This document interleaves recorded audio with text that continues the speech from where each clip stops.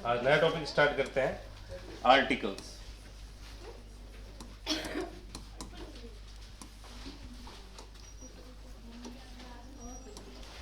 Articles, पहले ये बताइए इंग्लिश में कितने आर्टिकल्स होते हैं?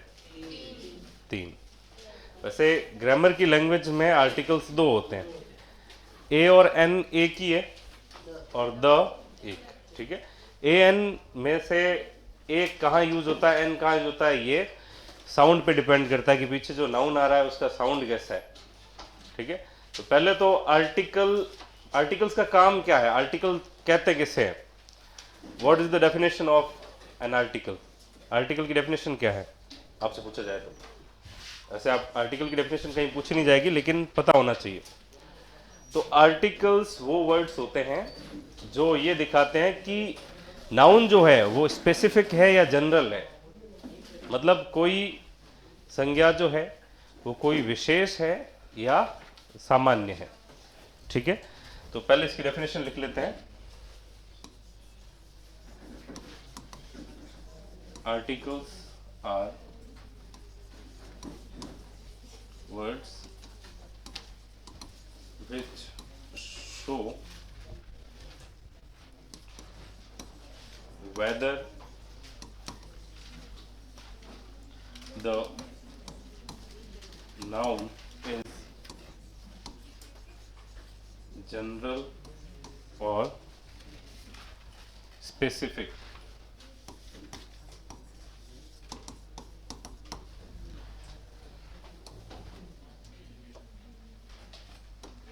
तो आर्टिकल्स वो वर्ड्स होते हैं जो ये दिखाते हैं कि कोई भी नाउन जनरल है या स्पेसिफिक है। मतलब स्पेसिफिक का मतलब क्या होता है? विशेष। अब पहले तो हमें इन आर्टिकल्स को समझने से पहले कुछ बातें हम पहले समझेंगे। देखिए, आर्टिकल्स कितने होते हैं तो पहले ये समझना है आपको। 2 होते हैं। कितने होते हैं आर्टिकल्स? एक तो है ए और एन और दूसरा है द। अब देखिए ए एन जो है ये आर्टिकल एक ही है, लेकिन ये साउंड के हिसाब से अलग अलग यूज होता है। ए एन का मतलब क्या है? एक, ठीक है। अब साउंड जहां पे अगर वोवल साउंड आ रहा है तो एन का यूज करना है और कॉन्सोनेंट साउंड आ रहा है तो ए का यूज किया जाता है। ए एन को कहा जाता है इनडेफिनेट आर्टिकल। कैसा आर्टिकल? इनडेफिनेट का मतलब क्या होता है? इनडेफिनेट का मतलब होता है अनिश्चित। और द को कहा जाता है डेफिनेट आर्टिकल। डेफिनेट का मतलब क्या होता है? निश्चित।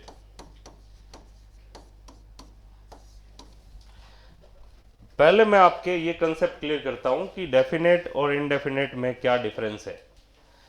आप कुछ भी पढ़ रहे हो उसमें कोई भी चीज डेफिनेट है या डेफिनेट नहीं है ये कैसे पता करोगे? जैसे अगर मैं आपसे मांगू कि जैसे हिंदी में मैं कहूं कि मुझे एक पेन दो, मैंने ये कहा कि मुझे एक पेन दो या मुझे पेन दो, यही कह दिया। अगर मैं आपसे कोई भी ऐसे ही पेन मांग रहा हूँ रैंडमली, मतलब मैंने ये नहीं कहा कि मुझे रेड पेन दो या ब्लू दो या उस कंपनी वाला दो या 5 वाला 10 वाला, कुछ भी नहीं कहा मैंने। मुझे पेन दो मतलब मैं कोई एक पेन मांग रहा हूँ, कोई एक, है ना, एनी। तो वो चीज जो पेन मांग रहा हूँ वो निश्चित है या अनिश्चित है? अनिश्चित। तो आर्टिकल आपको ए एन में से यूज करना है। अगर मैं कहूं मुझे वो पेन दो जो मैंने तुम्हें दिया था, तो अब पेन निश्चित है या अनिश्चित है? निश्चित हो गया, है ना, कि मतलब वही पेन जो मैंने दिया था, तो वहां पे उसी पेन के आगे क्या लग जाएगा? द। तो ए एन अनिश्चित के लिए आता है, इनडेफिनेट आर्टिकल है, और द है डेफिनेट आर्टिकल। अब इतना लिख लिया आप लोगों ने? लिखिए, इसमें कुछ और चीजें मैं ऐड कर रहा हूं।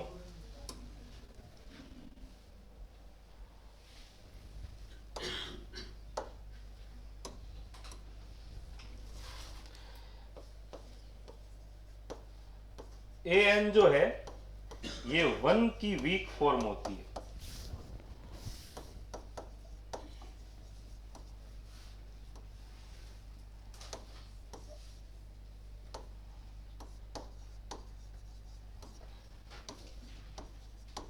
वीक फॉर्म का मतलब क्या है? कमजोर रूप। और द जो है ये दिस दैट दीज और दोज का की वीक फॉर्म।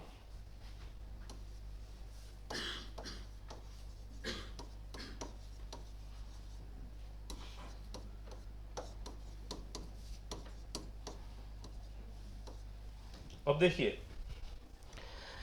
ए एन जो है ये वन का ही कमजोर रूप है। वन होता है ना जहां पे हम वन लगाते हैं, वन मतलब एक, तो वही उसी का वन का एक कमजोर रूप है ए एन। मतलब जहां पे वन लगा सकते हैं वहीं पे ए एन आएगा। और द किसका कमजोर रूप है? This that these those. बात समझ आएगी नहीं आई? जैसे मैंने कहा कि मुझे वो पेन दो, तो give me that pain which I give you. अब वहां पे द पेन की जगह दैट पेन भी लगा सकते हैं। दैट मतलब वह वाली पेन। बात समझ आएगी नहीं आई? तो द वहीं लग सकता है जहां पे क्या लग सकता है? This that these those. मतलब देखो द दिस दैट सिंगुलर के साथ आते हैं, दीज दोज प्लूरल के साथ। तो द सिंगुलर काउंटेबल नाउन के साथ भी आता है और प्लूरल काउंटेबल नाउन के साथ भी आता है और अनकाउंटेबल नाउन के साथ भी आता है। और ए एन जो है ये सिर्फ सिंगुलर काउंटेबल नाउन के साथ आते हैं। पहले इतना लिखिए फिर आगे बढ़ते हैं।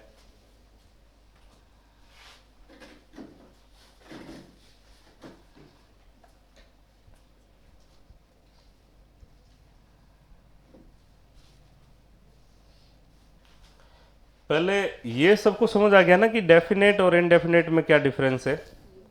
किसको समझ नहीं आया वो हाथ खड़े करो कि डेफिनेट और इनडेफिनेट में क्या डिफरेंस है। हाँ, आपको समझ नहीं आया? ठीक है।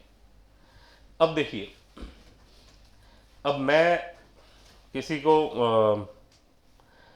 यहाँ पे अगर मैं बुलाऊं, यहाँ पे किसी को कहूँ कॉल स्टूडेंट हेयर, मतलब कि यहाँ पे एक स्टूडेंट को बुलाओ। अब जहाँ पे मैं अ लगाऊंगा, मैं स्टूडेंट है, अगर मैंने उसके आगे अ लगाया है इसका मतलब वो क्या हुआ? अनिश्चित। मतलब उसकी जगह अ को और किससे रिप्लेस कर सकते हैं? एन से कर सकते हैं। ए एन जो होगा ना, ए एन को आप किससे रिप्लेस कर सकते हो?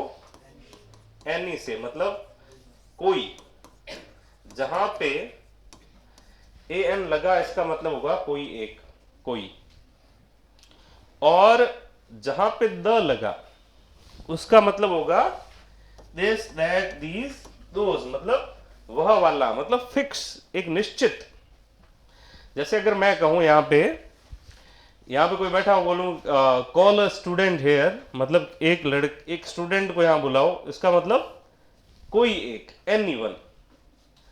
और अगर मैं कहूं कॉल द स्टूडेंट हेयर, तो मतलब मेरा मतलब है कि कॉल दिस स्टूडेंट हेयर या दैट स्टूडेंट हेयर, मतलब वो वाला कोई निश्चित। मतलब और जिससे मैं बात कर रहा हूं उसको पता है कि मैं किसको बुलाने को कह रहा हूं, उस बात से वो परिचित है। बात समझ आएगी नहीं आई? ए एन यूज होगा, ए एन को आप किससे रिप्लेस कर सकते हो? एनी से। एनी का मतलब होता है कोई, कोई एक। और द को किससे रिप्लेस कर सकते हो? दिस दैट दीज दोज से। बात समझ आई कि नहीं आई? अब आपको स्पेसिफिक और जनरल वाला कंसेप्ट समझा। स्पेसिफिक मतलब विशेष, जनरल जनरल मतलब कोई भी। ठीक है, ये यहां तक लिख लिया आप लोगों ने? ठीक है, अब नेक्स्ट स्लाइड लेते हैं।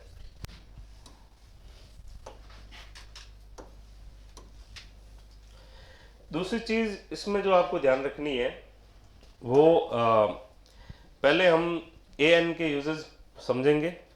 ठीक है, एक चीज इसमें एक ये लिख लेते हैं कि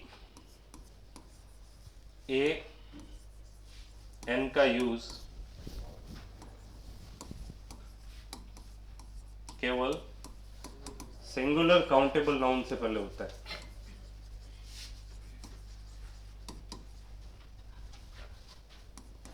सिंगुलर काउंटेबल नाउन से पहले होता है,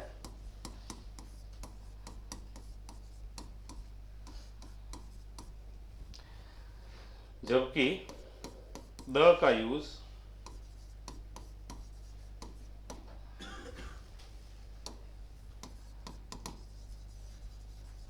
सिंगुलर काउंटेबल नाउन,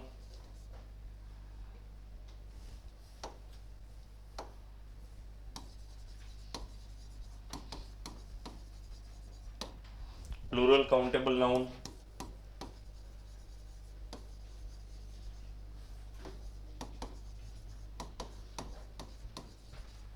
तथा अनकाउंटेबल नाउन से पहले होता है।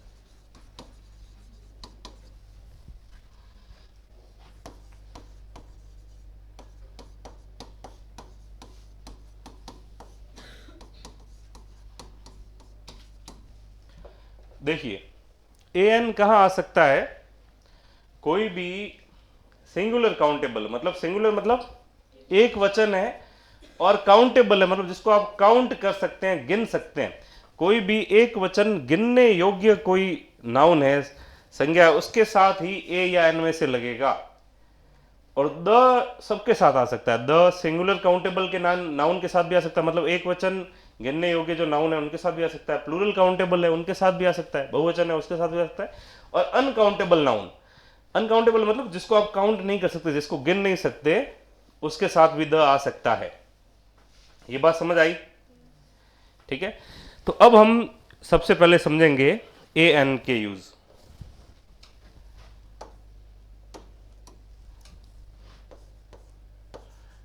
ए एन के uses.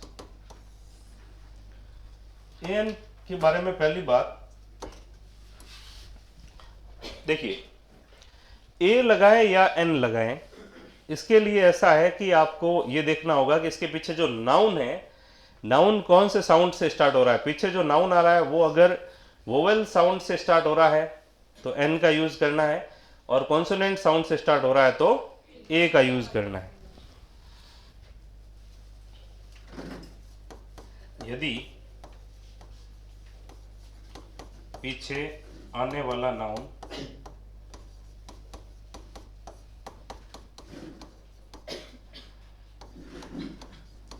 Vowel sound, vowel sound मतलब स्वर ध्वनि,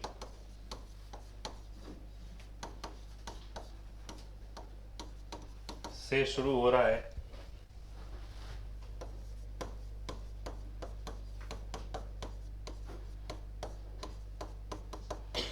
तो एन का यूज करें,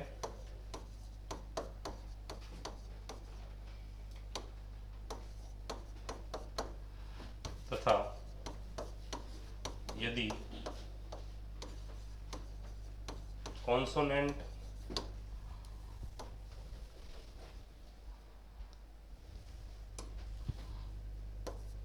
साउंड से शुरू हो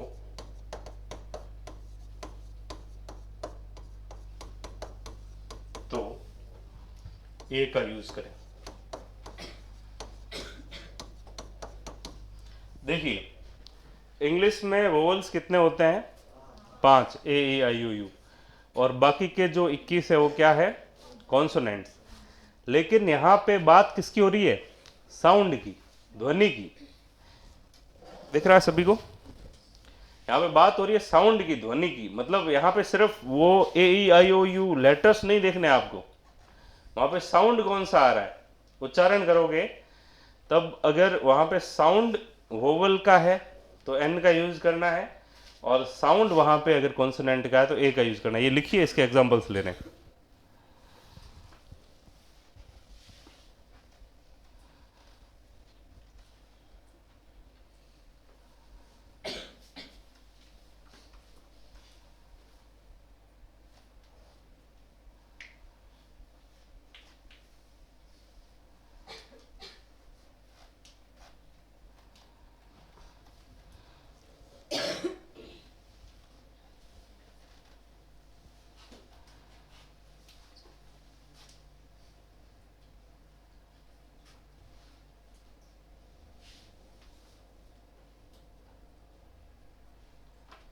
हो गया ये?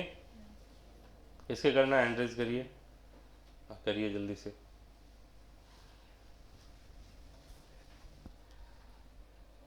आज थोड़े ज़्यादा दिख रहे हैं क्या? कोई दूसरे बैच भी शामिल हुए हैं क्या? क्या हुआ? अच्छा, अच्छा, 2026 में वापस कम बैक कर रहे हैं ना, इतने टाइम गायब थे, 2026 में कुछ नया हो जाए। अच्छा, पूरी एकदम जोश और जुनून के साथ वापस आए कि इस साल तो बहुत मेहनत करेंगे। नहीं, 3 दिन नहीं, इनका जोश अब पूरा साल भर बरकरार रहेगा जब तक नौकरी ना लग जाए। ऐसा होना चाहिए। नहीं नहीं, ऐसा ही होगा, क्योंकि आज सर्दी में भी आए हैं। चलिए, ये हो गया क्या? अब किसके करना है? एंड्रेज करिए। सबके हो गया या कोई कर रहे हैं? अब देखिए, एग्जाम्पल्स ले रहे हैं। बात नहीं करोगे। देखो, मैं आगे जहां पे आर्टिकल लगाना है वहां पे ब्लैंक रखूंगा, सीधे वर्ड्स लिख रहा हूं। ठीक है, आपको बताना है कि इसके आगे क्या लगेगा। यहां पे मैं बहुत सारे वर्ड्स लिखूंगा, पूरे बोर्ड पे पूरे बहुत सारे वर्ड्स लिख रहा हूं। आप सोच के रखिए, फिर आपके साथ भरेंगे। ठीक है,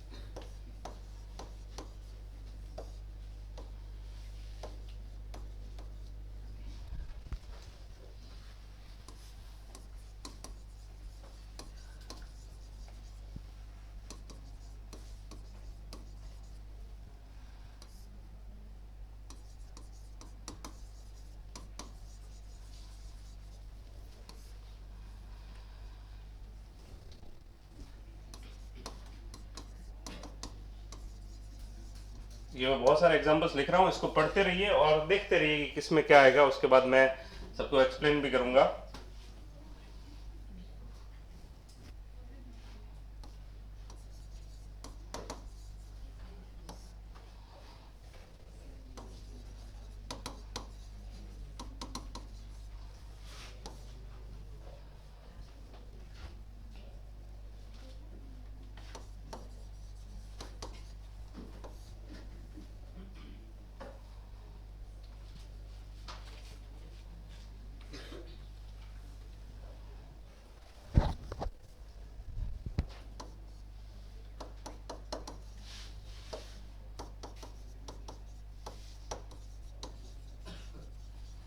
अब देखिए, अब बहुत सारे वर्ड्स मैंने लिख दिए हैं। अब एक एक को पढ़ रहे हैं। अब सब एक बार रुक जाइए। अब सबका ध्यान बोर्ड पे होना चाहिए। हमें जब भी आर्टिकल भरना होगा तो उसके पीछे जो नाउन आ रहा है, जहां ब्लैंक है, खाली स्थान है, सेंटेंस में जहां खाली स्थान है, उसके तुरंत बाद जो नाउन आ रहा है, उसके तुरंत बाद जो संज्ञा है, उसको देखना है। अब यहां पे आपको ए एन में से भरना है। एक एक को हम पढ़ेंगे, सबका ध्यान बोर्ड की तरफ होना चाहिए। देखिए, पहला वन आइड मैन। अब इसमें बताइए, ए लगेगा या एन लगेगा? ए लगेगा। बहुत बढ़िया। क्यों ए लगेगा? क्योंकि जब उच्चारण करते हैं तो आगे क्या आ रहा है? ध्वनि कर रहे हैं तो क्या आ रहा है? वो आ रहा है। अब देखिए, मैंने ये कहा था इंग्लिश में वोवल तो होते हैं 5, ए ई आई ओ यू। वोवल साउंड से शुरू हो तो हमें एन लगाना है। यहां पे आगे तो वोवल है, ओ क्या है? वोवल है। लेकिन ये वोवल साउंड से शुरू नहीं हो रहा है। इसका जो साउंड है ना, यहाँ पे आगे जब उच्चारण करते थे क्या आ रहा है? वन आ रहा है, वो आ रहा है ना। हमें स्वर का कैसे पता चलेगा?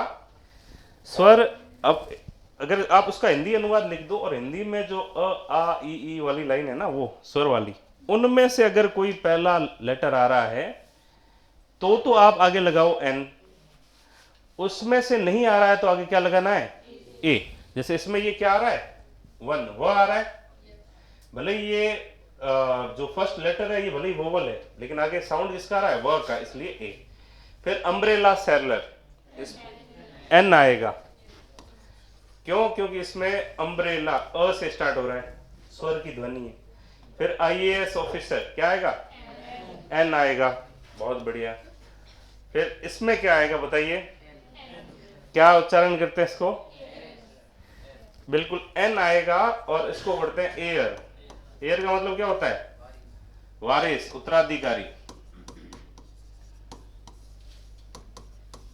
ठीक है। फिर ये क्या लिखा हुआ है? EWE। बहुत बढ़िया, बहुत बढ़िया। यू, यू मतलब ये आपको करवाया रखा है ना? अच्छा, ये टॉपिक पूरा हो रखा है आर्टिकल्स तो? अच्छा, ठीक है। यू, यू का मतलब होता है मादा भेड़। नर भेड़ को क्या कहते हैं? शेप का मतलब भेड़ होता है, फिर उसमें नर मादा का कुछ नहीं है। मादा भेड़ को नर भेड़ को कहते हैं रैम, RAM, जिसको हम लिखते हैं ना राम, ऐसे ये, वैसे उसको रैम पढ़ते हैं वो। रैम का मतलब होता है नर भेड़, नर भेड़ या भेड़ा। अब इसमें क्या आएगा बताइए? An honest man. इसमें एच साइलेंट होता है, इसको क्या पढ़ते हैं? ऑनेस्ट। तो इसमें एन आएगा, और इसमें भी एच क्या है? साइलेंट। फिर ये बॉय में ए, अ बॉय। फिर मैन में ए, अ मैन। फिर इसमें यूरोपियन वुमन, इसमें क्या आएगा? ए आएगा। भले ई से स्टार्ट हो रहा है, लेकिन इसको पढ़ते क्या है? यूरोपियन। यस, यू से स्टार्ट हो रहा है, इसलिए अ। फिर उसमें यूनियन लीडर, ए आएगा, क्योंकि इसमें भी साउंड किसका आ रहा है? यह का आ रहा है, न कि ठीक है, तो इसमें भी फिर FBI एजेंट, एन, क्योंकि इसमें ऐसे एन, AN आगे क्या आ रहा है? इसका जब हिंदी उच्चारण करोगे एन, ए आगे आ रहा है। कैसी ध्वनि है? स्वर की या व्यंजन की? स्वर की, इसलिए इसमें आएगा एन। इसमें होटल, इसमें ए। ब्रिटिश इंग्लिश में ए लगता है, अमेरिकन इंग्लिश में इसके आगे भी एन लगता है, लेकिन हमें इसमें होटल में हमेशा क्या लगाना है? ए, क्योंकि अमेरिकन इंग्लिश में इसको होटल बोलते हैं, होटल। यूनिवर्सिटी, ए लगेगा, क्योंकि य का साउंड आ रहा है। ठीक है। Table, a. FIR, an, FR है। और MBA degree, an, master of business administration. क्या? नहीं नहीं नहीं नहीं, ऐसा कुछ नहीं है। नहीं, शॉर्ट फॉर्म का ऐसा कोई रूल नहीं है। ठीक है। क्या हुआ? नहीं, ऐसा कोई रूल नहीं है। गलत देखा होगा। ठीक है। अब ये आप लोग लिख लीजिए, ये किसको समझ नहीं आया वो हाथ खड़ा करें। जिन कोई, देखिए ईमानदारी से बताना है, नहीं समझ आया मैं वापस समझाऊंगा। इसमें अगर थोड़ा सा भी डाउट हो, एक बार हाथ खड़ा करिए। क्लियर है सबके? बहुत बढ़िया, लिखिए, फिर आगे बढ़ते हैं। मतलब आपको ये बात समझ आ गई कि ए का यूज कहाँ होता है और एन का। ए और एन में डिफरेंशिएट करना हो तो आप आसानी से कर लोगे। अब आपको दिक्कत कहाँ आएगी? द लगाएं या AN में से लगाएं, अब उसके लिए रूल्स पढ़ेंगे। अब तो इतना समझ आ गया, AN में से किस ए लगेगा या एन लगेगा, वो बात तो आपकी क्लियर हो गई है।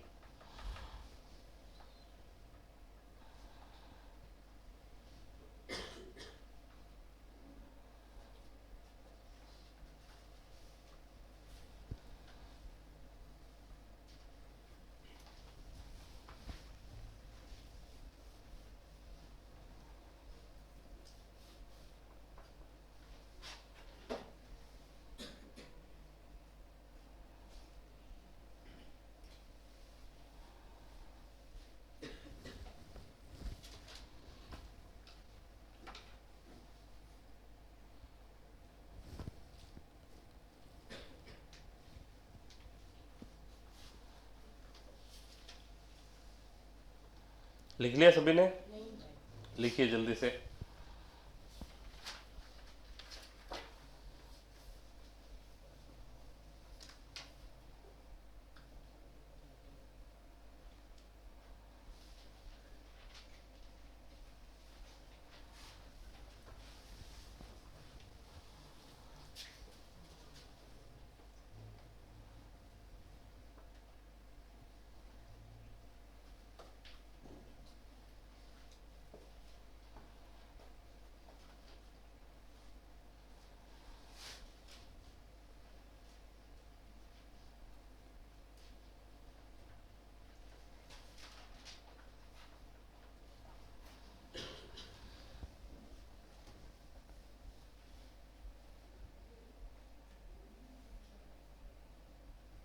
हो गया सभी के?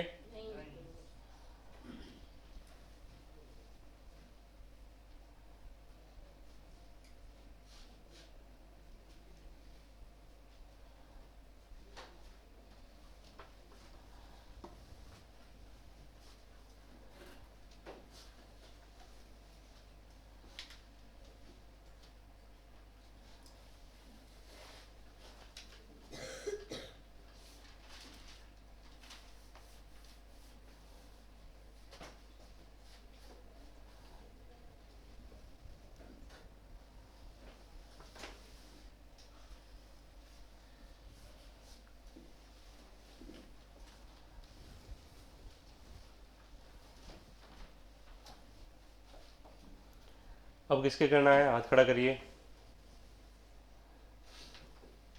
करिए जल्दी से।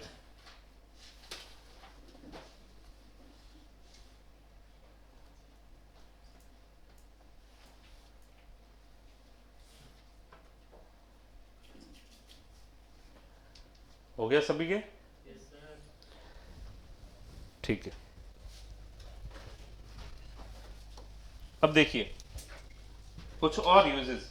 तो देखिए ए एन का पहला यूज जो हमने पढ़ा उसमें ये बात कही है कि कहीं पे भी सिंगुलर काउंटेबल नाउन हो वहां पे ए एन का यूज करना है। और सिंगुलर काउंटेबल नाउन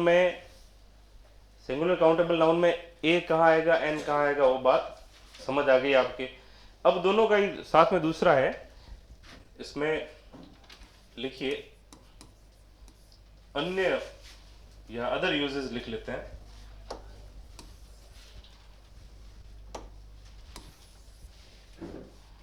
देखिए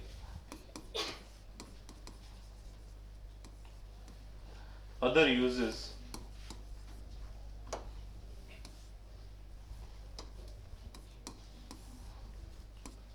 अदर यूजेस में पहला है कि जब किसी चीज का फर्स्ट मेंशन हो, प्रथम बार उल्लेख में, first mention,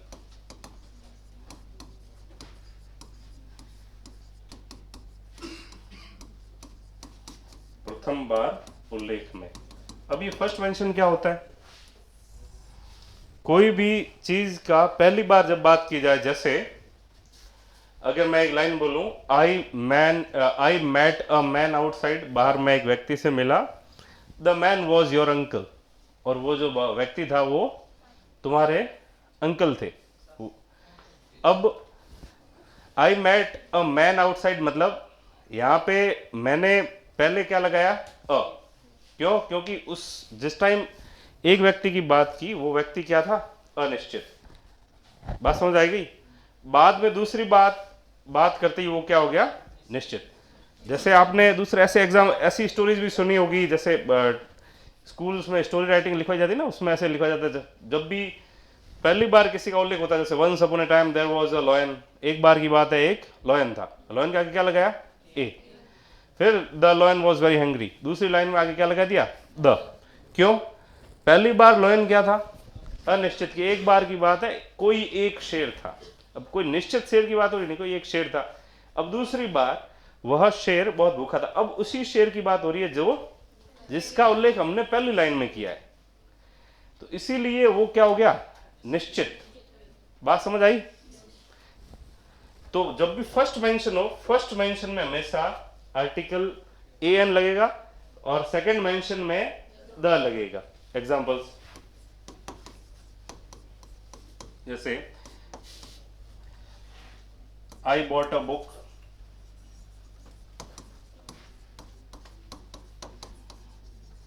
the book is very interesting.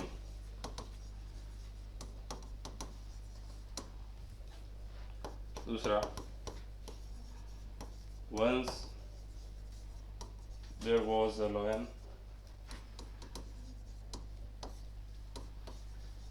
the lion was very hungry.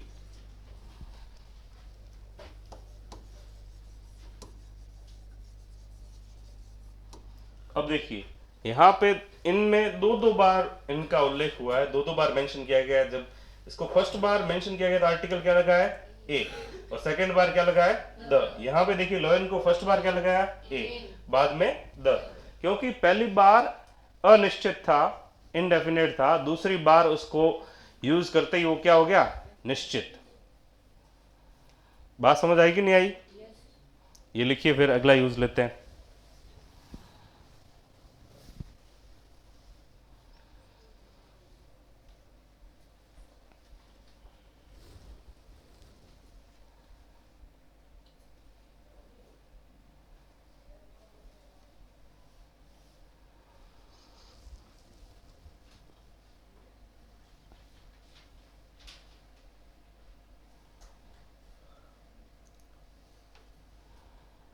हो गया क्या?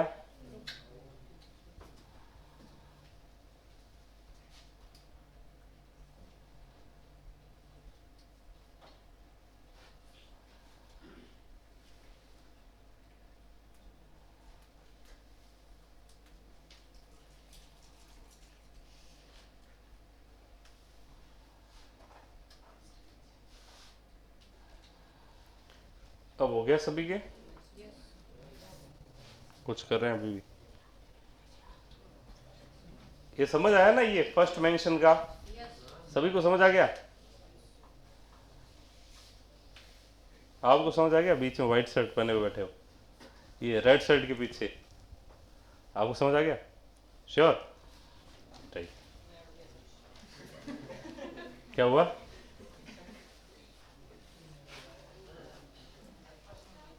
देखो ऐसा है, कोचिंग में बहुत सारे स्टूडेंट्स आते हैं और कई बार क्या होता है कि संकोच संकोच में बोलते नहीं। ऐसा नहीं करना है। अब हो गया ये सबके? नेक्स्ट स्लाइड लूं? ठीक है। अब देखिए सेकेंड रूल, बात नहीं, इधर ध्यान दीजिए। ए प्लस मिस्टर, मिस या मिसेज प्लस सरनेम किसी अनजान व्यक्ति को दर्शाता है। अनजान या अपरिचित।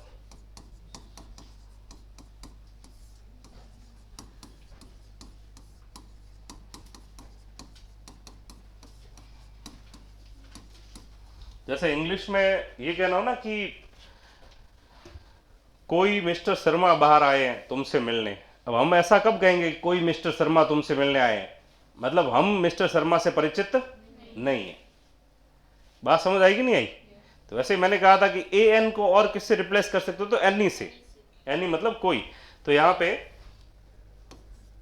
मैंने एन क्यों नहीं लिखा, ए ही क्यों लिखा? क्योंकि आगे जो मिस्टर, मिस या मिसेज है, इनमें साउंड किसका आ रहा है? कॉन्सोनेंट साउंड आ रहा है। ठीक है।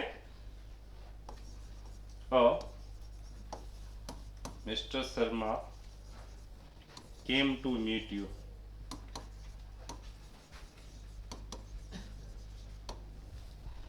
ठीक है। तो यहां पे मिस्टर शर्मा का मतलब यह है कि बोलने वाला उस व्यक्ति से क्या है? अपरिचित है, उसको जानता नहीं है। ऐसे यूज हो सकता है, ये ग्रामेटिकली सही है। देखो नाम कोई भी होते हैं वो क्या होते हैं? Proper noun. प्रॉपर नाउन जो होते हैं, प्रॉपर नाउन के आगे बहुत रेयर कंडीशंस में ये आर्टिकल्स लगते हैं। जैसे इंसानों के जो नाम होते हैं उसके आगे डायरेक्ट नहीं लगता, अगर लगता है तो दूसरे अर्थ में यूज होगा। प्रॉपर नाउन का यूज अगर एब्स्ट्रैक्ट नाउन के रूप में हुआ हो, भाववाचक संज्ञा में हुआ हो, तब लग सकता है, या उसके आगे कोई एडजेक्टिव लगा हो तब लग सकता है, या प्रॉपर नाउन को प्लूरल बना के और उसका अर्थ दूसरा निकले तब लग सकता है। मतलब डायरेक्ट ऐसे लगा, जैसे कि कुछ भी लगा दिया कि ही इज अ रमेश ऐसे कह दो, या ही इज द रमेश, फिर वो ऐसे होता नहीं है, गलत होता है ग्रामेटिकली। मतलब प्रॉपर नाउन जो होता है व्यक्तिवाचक संज्ञा, उसके आगे डायरेक्ट आर्टिकल नहीं लगता। ठीक है। प्रॉपर नाउन में अगर स्थानों के नाम है उसमें कुछ विशेष कंडीशंस है जिसमें लगता है, वो आगे हम पढ़ेंगे उसको। तो ये समझ आ गया। अब तीसरा इसमें एक चीज है, तीसरा यूज है वो है कि कुछ क्वालिटी क्वांटिटी बताने वाले कुछ वर्ड्स होते हैं क्वांटिटी में समझते हो आप लोग? क्वांटिटी का मतलब होता है मात्रा, दर्शाने वाले कुछ वर्ड्स से पहले।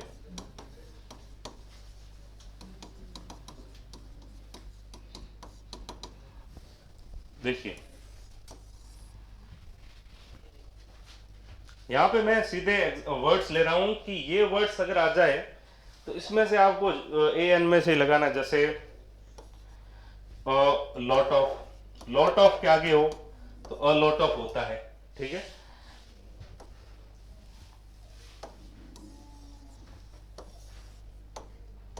A couple of, a number of,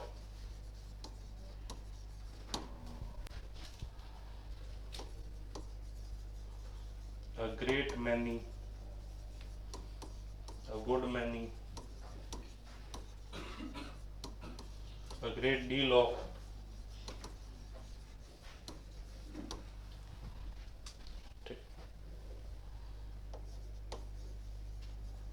a large number of, a percentage of।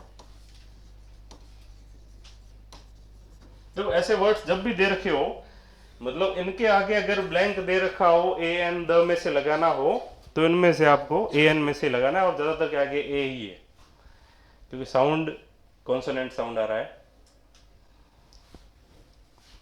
लिखिए ये, फिर आगे करते हैं। और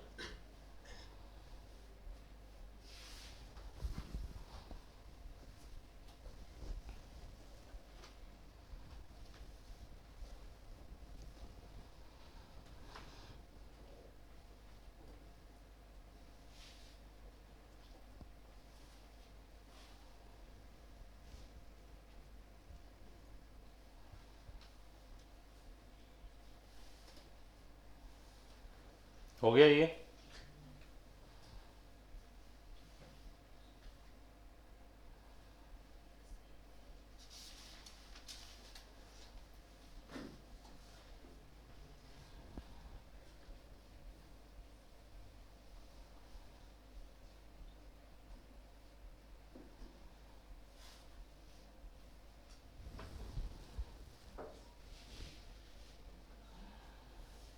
अब किसके करना है, करिए जल्दी से।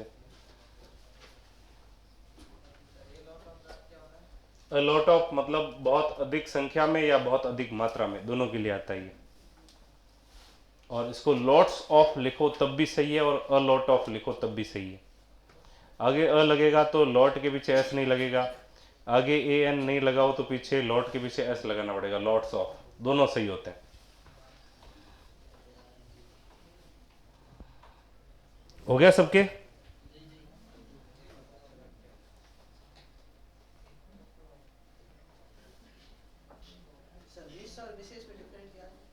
मिस और मिसेज, मिस का मतलब होता है अनमैरिड गर्ल और मिसेज होता है मैरिड के लिए।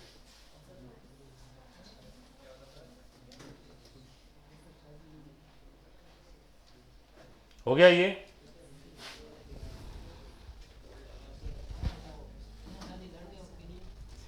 लड़कों के लिए सेम ही है। अब देखिए बातें नहीं, इधर ध्यान दीजिए, बात नहीं करोगे। देखिए एक्सक्लेमेशन दर्शाने वाले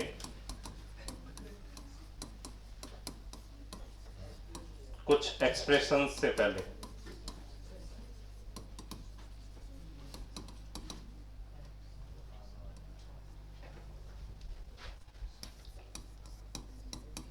मतलब कुछ ऐसे एक्सप्लेनेटरी क्लोजेस या फ्रेजेस होते हैं जिनमें ए एन का यूज होता है। देखिए जैसे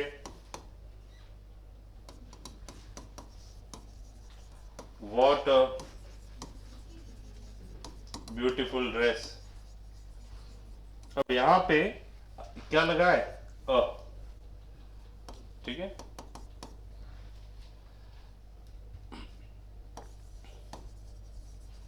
सच अ नॉनसेंस पर्सन,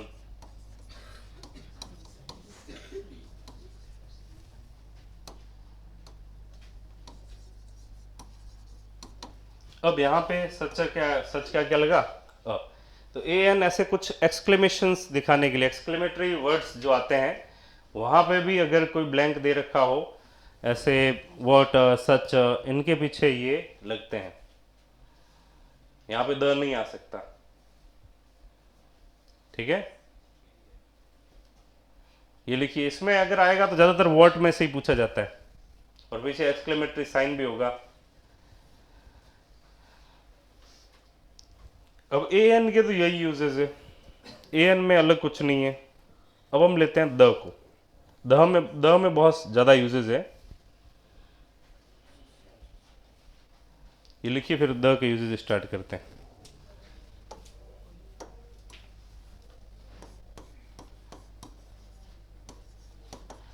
द के यूजेस, पहला पहला है यूनिक में समझते हो आप लोग? यूनिक का मतलब होता है अद्वितीय।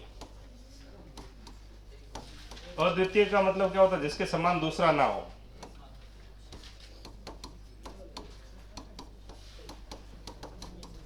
कोई भी चीज यूनिक है उससे पहले हमेशा द लगेगा, ये चीज ध्यान रखनी है। यूनिक मतलब अद्वितीय, जिसके समान कोई दूसरा ना हो। जैसे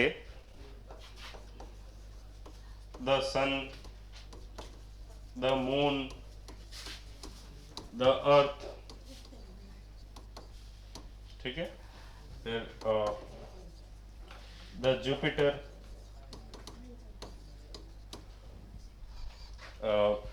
द इक्वेटर।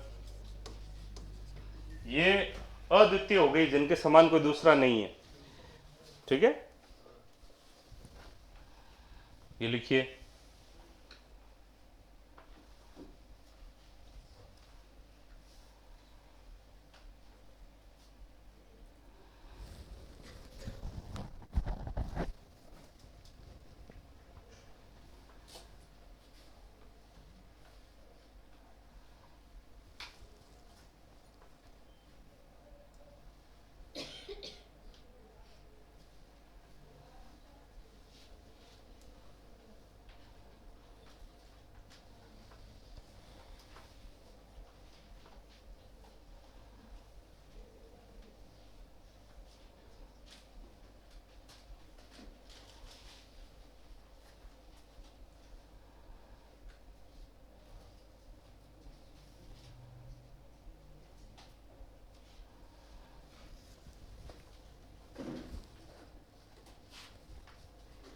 लिख लिया ये?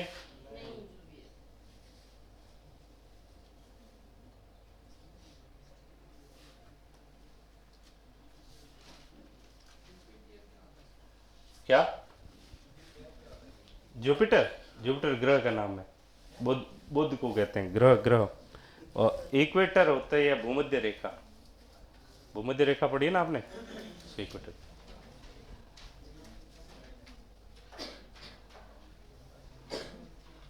हो गया ये? अब किसके करना है ये? चलिए आगे बढ़ते हैं। हो गया ये? अब देखिए सेकंड यूज। सेकंड है सुपरलेटिव डिग्री से पहले या सुपरलेटिव्स से पहले। अब सुपरलेटिव डिग्री के बारे में हमने पढ़ा था। एडजेक्टिव की 3 डिग्री ऑफ कंपैरिजन होती है, पॉजिटिव, कंपैरेटिव और सुपरलेटिव। सुपरलेटिव डिग्री जो होती है उसके आगे या तो मोस्ट लगता है या पीछे ईएसटी लगता है, ठीक है। तो ऐसा जब भी आगे मोस्ट लगाओ या पीछे ईएसटी लगाओ तो उसके आगे द लगा दो। तो अब इसमें ये चीज वापस लिख रहा हूं मैं, आगे मोस्ट या पीछे EST.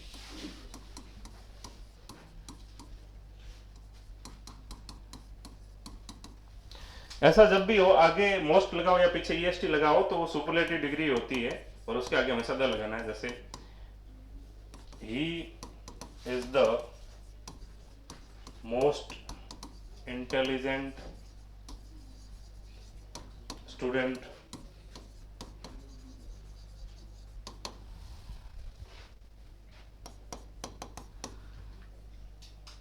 It is the longest road, यह सबसे लंबा रोड है। अब इधर ध्यान दीजिए, इसको समझ नहीं आया इधर ध्यान दीजिए, ये वर्ड यहाँ पे इंटेलिजेंट, इसके आगे क्या लगा हुआ है, मोस्ट, और इसके पीछे क्या लगा हुआ है, ईएसटी। या तो आगे मोस्ट लगा होगा या पीछे ईएसटी, ऐसा जब भी हो तो आपको उसके आगे क्या लगा देना है, द आर्टिकल लगाना है। या तो आगे मोस्ट लगा हुआ हो या पीछे ईएसटी लगा हुआ हो, वहां पे द आर्टिकल ही लगेगा। ये बात समझ आ गई, कोई डाउट नहीं है, बहुत बढ़िया। सेकंड, ये सेकंड हो गया। फिर थर्ड, सेकंड मेंशन में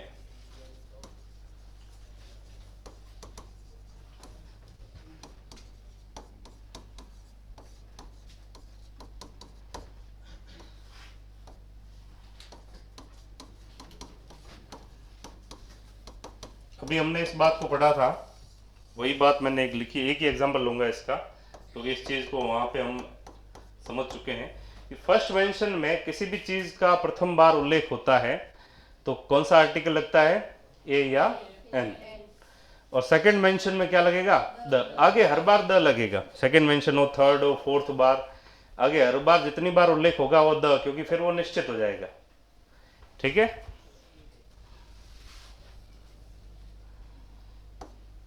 आई सो अ पर्सन,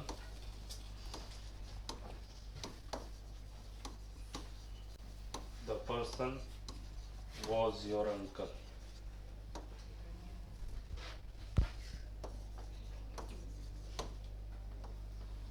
लिखिए ये, फिर और लेते हैं रूल्स।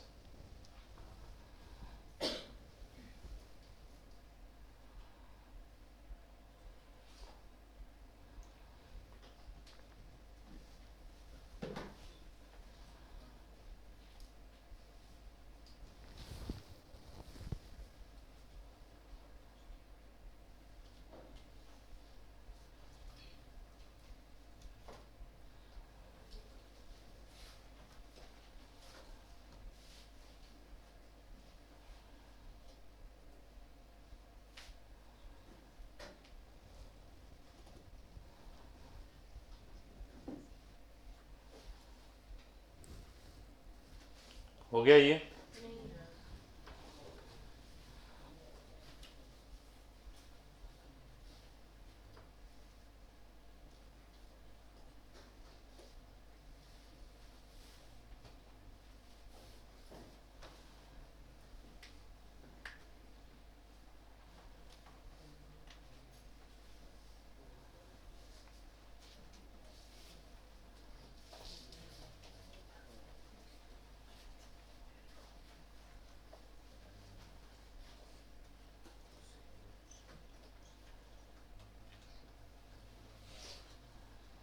अब हो गया सभी के।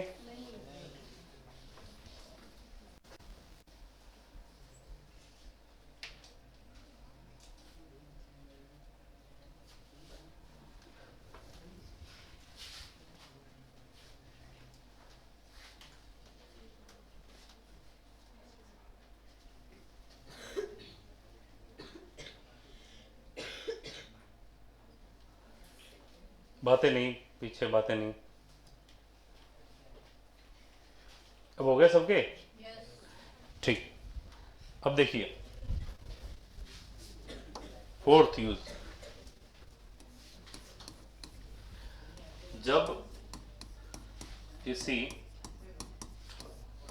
नाउन के साथ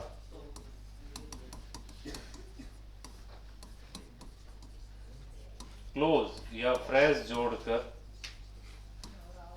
देखो क्लोज का मतलब होता है उपवाक्य और फ्रेज का मतलब क्या होता है, वाक्यांश।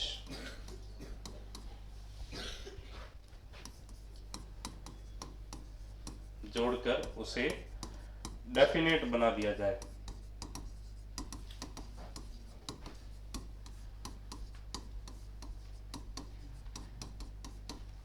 अब किसी नाउन के साथ क्लोज या फ्रेज जुड़ गया, जो उसे क्या बना देता है, definite.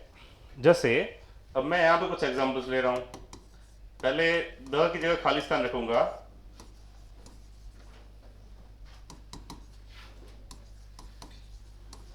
The man in blue getup is your friend.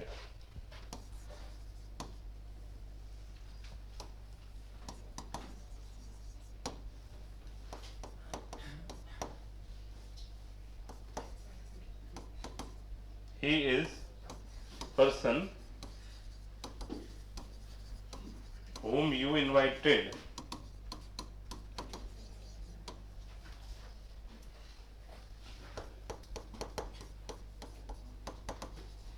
Give me pen that I gave you. अब एक बार रुक के इसको समझिए, जो भी काम कर रहे हैं एक बार रुक जाइए, इसको समझिए। ये इस रूल का मतलब क्या है, जब कोई एक नाउन हो, उस नाउन के पीछे, उसके नाउन के पीछे या तो कोई क्लोज हो या फ्रेज हो, मतलब या तो उपवाक्य हो या वाक्यांश हो, जो पढ़ के ये पता चल रहा है कि ये निश्चित है। अगर वो पीछे जुड़ा हुआ हो जिससे अगर वो निश्चित हो जाए तो द लगेगा। जैसे मैन, मैन कौन सा, इन ब्लू गेटअप, गेटअप का मतलब होता है पहनावा, कपड़े। Man in blue getup is your friend, कि वह जो ब्लू कपड़ों में व्यक्ति है वो तुम्हारा दोस्त है। अब ये मैन तो बहुत सारे हो सकते हैं इन जनरल, लेकिन ये इन ब्लू गेटअप, ये जो फ्रेज पीछे जुड़ा, इससे ये क्या हो गया, निश्चित हो गया। बात समझ आएगी नहीं आई? ये पीछे हटा दे तो क्या है, ये अनिश्चित। तो इससे हो गया, इससे लग गया ये द। फिर ही इज पर्सन, वह व्यक्ति है, कौन सा व्यक्ति, whom you invited, जिसको आपने इनवाइट किया। ये whom you invited ये क्या है, ये हो गया क्लोज, उपवाक्य है ना, कि वह व्यक्ति whom you invited, जिसको आपने इनवाइट किया, ये व्यक्ति निश्चित हो गया। कौन सा व्यक्ति, जिसको आपने इनवाइट किया, इसलिए आगे क्या लगा यहाँ पे, द। तो ये पीछे क्लोज जुड़ा है इसमें। इसमें गिव मी पेन, ये पेन, और दैट आई गेव यू, वह पेन जो मैंने तुम्हें दी थी, ये भी पीछे क्या, उपवाक्य इस पेन के बारे में जुड़ा है। तो इसके बारे में अगर पीछे क्लोज यानी उपवाक्य या फ्रेज यानी वाक्यांश जुड़ा हुआ हो जो उसको निश्चित बना रहा हो, तो आर्टिकल क्या लगेगा, द लगेगा। ये ध्यान रखना है। अब ये लिखिए, ये समझ आ गया।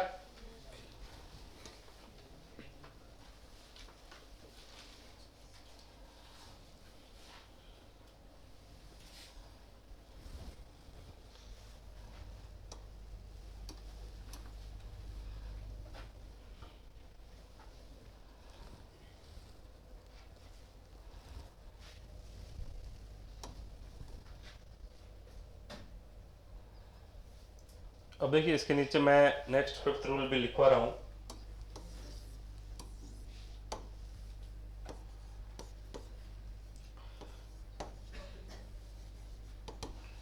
ऑर्डिनल्स से पहले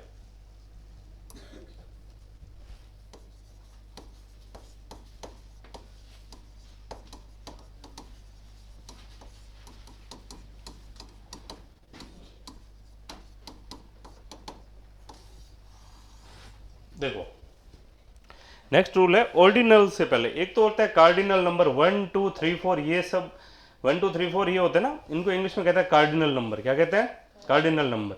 और फर्स्ट सेकंड थर्ड फोर्थ ये सब होते हैं ऑर्डिनल्स या ऑर्डिनल नंबर, ऑर्डर को दिखाने वाले। ऑर्डर मतलब क्रम। आपने इंग्लिश में पढ़ा होगा असेंडिंग ऑर्डर, डिसेंडिंग ऑर्डर, सुना है? असेंडिंग ऑर्डर मतलब आरोही क्रम, डिसेंडिंग ऑर्डर मतलब अवरोही क्रम। ऑर्डर मतलब क्या होता है, क्रम। ठीक है, तो ऑर्डिनल्स मतलब क्रम सूचक संख्या है। फर्स्ट सेकंड ये सब, फर्स्ट सेकंड थर्ड फोर्थ ये ऑर्डिनल्स होते हैं। अब ऑर्डिनल्स मैं पीछे लिख रहा हूं कौन कौन से होते हैं। तो फर्स्ट सेकंड थर्ड फोर्थ और डॉट डॉट डॉट आगे, ऐसे ही पूरी सीरीज। इनके आगे जब भी ये ऑर्डिनल्स दे रखे हो तो इनके आगे आपको हमेशा कौन सा आर्टिकल लगाना है, the. Example, he got first prize, उसे फर्स्ट प्राइज मिला। यहां पे आर्टिकल क्या लगेगा? द। ठीक है, अब इसमें बताइए ऑर्डिनल में द आर्टिकल क्यों लगा, ए एन क्यों नहीं लगा? क्योंकि वो निश्चित हो गया ना, फर्स्ट पोजीशन पे मतलब वो फिक्स हो गया, सेकंड पे है तो भी वो फिक्स हो गया, निश्चित हो गया। बात समझ आएगी नहीं आई? इसलिए ये लिखिए, फिर नेक्स्ट लेते हैं रूल।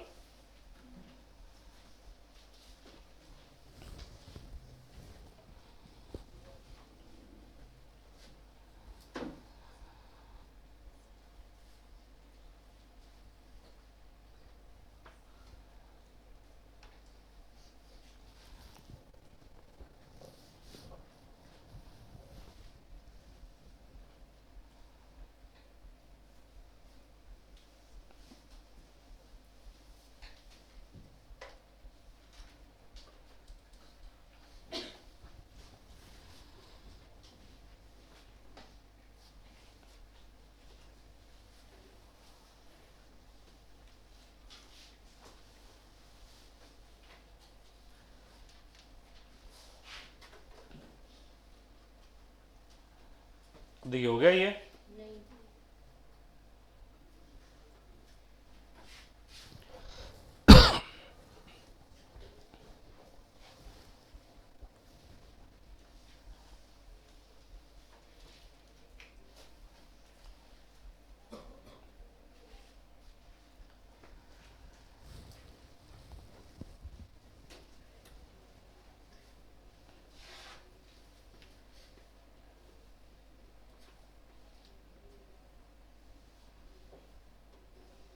अब हो गया सभी के?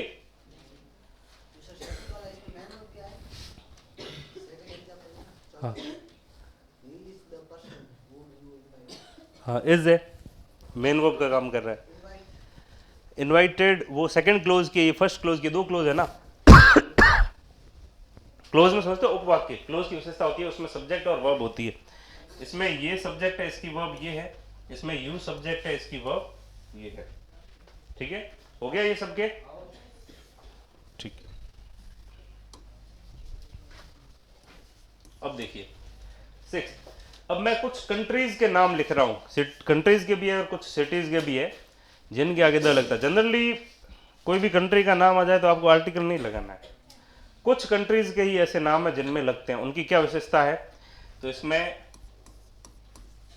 Plural names of countries. Plural names of countries का मतलब क्या है? देशों के अगर कैसे नाम हो, बहुवचन नाम हो, मतलब पीछे एस लगा हुआ हो, या वो रिपब्लिक हो, उनमें रिपब्लिक वर्ड जुड़ा हुआ हो, या किंगडम हो, तो इनके साथ भी द लगता है। अब इसके मैं एग्जांपल्स लिख रहा हूं और ये एग्जांपल रटने वाले हैं क्योंकि इसमें कुछ ऐसे देशों के नाम होते हैं, बाकी वाले रूल तो समझने के थे लेकिन देशों के, ये कंट्रीज के नाम है, ये कैसे हैं? रटने वाले। अब देखिए, the United states of America. अब देखिए यहां पे स्टेट्स आ रहा है, क्या आ रहा है? स्टेट्स, प्लूरल हो गया। The Netherlands,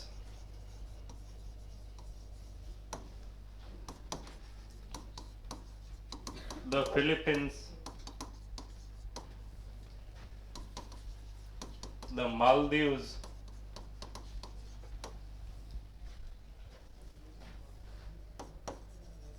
the United Kingdom,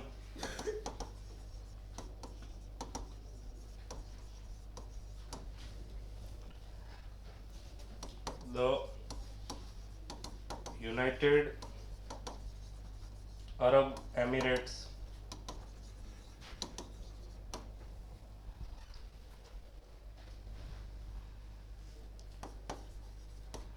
the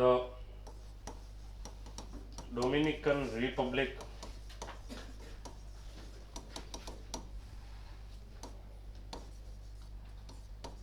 the चेक Republic,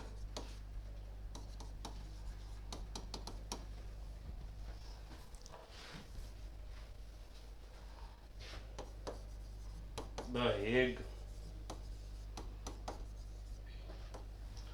the Vatican city,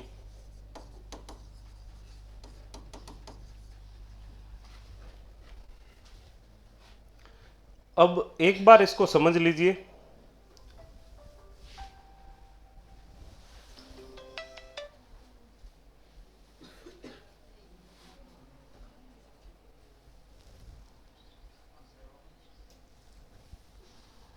hello, हाँ 10 क्लास में तो 10 मिनट में कॉल करो। अब देखिए ये, अब इसको एक बार समझिए, इसको एक बार समझिए। तो यहाँ पे पहले लिखा क्या है, प्लूरल नेम्स ऑफ कंट्रीज, या तो देशों के प्लूरल नेम्स हो, मतलब जिसके पीछे क्या लगा हुआ हो एस, या कोई रिपब्लिक हो, रिपब्लिक को हिंदी में कहते हैं गणतंत्र, या कोई किंगडम, ऐसे जो नाम आते हैं उनके आगे द लगता है।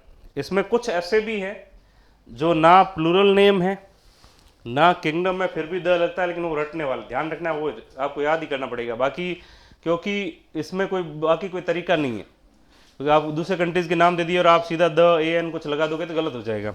अब यहाँ पे the United states of America, यहाँ पे स्टेट्स है ना, तो यहाँ पे स्टेट्स क्या है, प्लूरल। यूनाइटेड स्टेट्स क्या मतलब हुआ, संयुक्त राज्य, बहुत सारे राज्य है जिनका एक संयुक्त समूह है। यहाँ पे द नीदरलैंड्स, नीदरलैंड्स में पीछे क्या लगा हुआ है एस।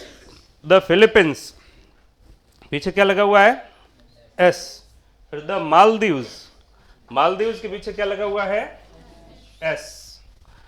फिर है द यूनाइटेड किंगडम, है ना, ये किंगडम आ गया, ये किंगडम की भी बात की थी हमने। फिर यहाँ पे द यूनाइटेड अरब एमिरेट्स, अब एमिरेट्स के पीछे क्या लगा हुआ है एस। और ये है द डोमिनिकन रिपब्लिक, ये रिपब्लिक की बात की थी तो रिपब्लिक हो गया। जो द जैक रिपब्लिक, ये भी रिपब्लिक की बात की थी। इसके अलावा ये दो शहरों के नाम है। वेटिकन सिटी को वैसे वर्ल्ड का सबसे छोटा देश भी माना जाता है, और कुछ लोग इसको देश मानते नहीं है, क्योंकि देश में जो चीज़ें होनी चाहिए वो इसमें है नहीं, सिटी की कैटेगरी में रखते हैं। अब और हैग, हैग आपको पता है कहाँ है, नीदरलैंड्स में है, और हैग के आगे भी द लगता है। हैग का ध्यान रखना, ये नीदरलैंड का एक शहर है, हाँ, और इसके आगे द लगता है। तो इनके आगे द लगता है, ये ध्यान रखना है। कोई भी ऐसा देश आ जाए, एक तो ये ध्यान रखिए, देखिए कोई भी ऐसा देश आ जाए जिसके पीछे एस लगा हुआ हो, या उसमें रिपब्लिक वर्ड आया हो, या उसमें किंगडम वर्ड आया हो, तो आपको सीधा द लगाना है। उसके अलावा दो नाम आप और याद रख लीजिए, हैग और वेटिकन सिटी, ये लिखिए, फिर आगे और एग्जांपल लेते हैं।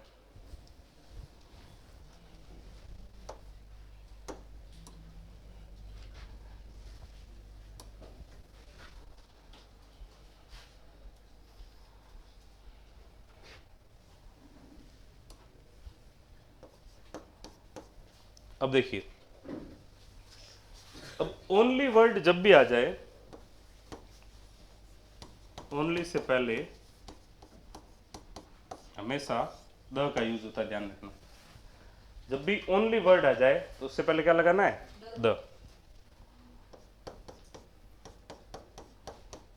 इट इज द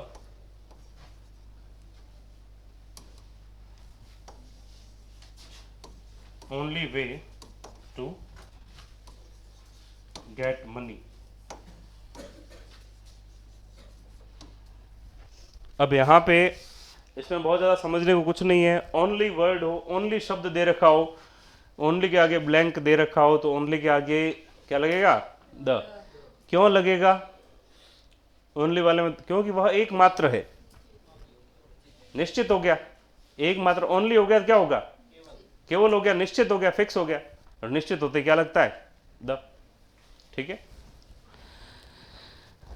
बोर्ड वाला हो गया पूरा।